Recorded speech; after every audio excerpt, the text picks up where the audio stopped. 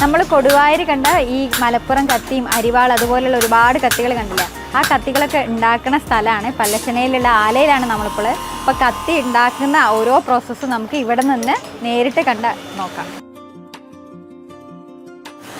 Lorry ബസ്സിൻ്റെയൊക്കെ spring ലീഫില്ലേ, അത് ഇതാണ് material. ഇതിൽ അടിച്ചുണ്ടാക്കിയ കത്തികളാണ് നമ്മൾ അവിടെ ഇത് കണ്ടില്ലേ, ഇതൊക്കെ അതിൻ്റെ പണി കഴിഞ്ഞിട്ടുള്ള സാധനങ്ങളാണ്. ഇതിലാണ് ഈ മെറ്റീരിയൽ കട്ട് ചെയ്തിട്ട് മെഷീനിൽ കട്ട് ചെയ്തിട്ട് എന്നിട്ട് ബാക്കിയുള്ള ഭാഗങ്ങൾ തീയിൽ കാച്ചി അടിച്ച് ഇതിന് ഗ്രൈൻഡിങ്, ഇപ്പോൾ അത് കഴിഞ്ഞിട്ട് ഡ്രില്ലിങ്, തുളയ്ക്കൽ, ഇവിടെ പിടി അറുക്കുന്ന പിടികൾ സെറ്റ് ചെയ്യാം. എന്താണ് തടി നമുക്ക് മേടിക്കാൻ കിട്ടും, വീട്ടിയുടെ തടിയാണ്, ഒറിജിനൽ വീട്ടിയാണ്. ഇത് സൈസാക്കിയിട്ട് നമ്മുടെ അളവിനനുസരിച്ചിട്ട് കട്ട് ചെയ്തിട്ടെടുക്കും.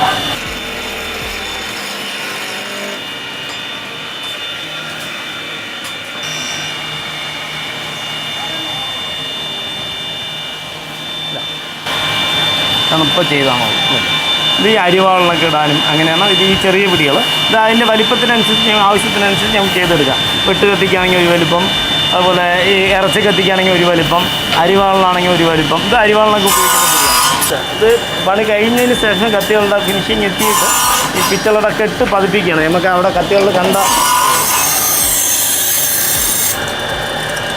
ഇതുപോലെ ചെറിയ ഇത് പിച്ചളാണ്. ഇതിന് വെച്ച് ഡ്രില്ല് ചെയ്തിട്ട് ഇനി റിവിറ്റ് ചെയ്യണം. കഴിഞ്ഞില്ല, പണി കഴിഞ്ഞില്ല. ഇനി ഇതിൻ്റെ സൈഡൊക്കെ ബോർ ചെയ്യണം. അങ്ങനെയുള്ള പ്രോസസ്സാണ് ഇപ്പോൾ നടന്നുകൊണ്ടിരിക്കുന്നത്.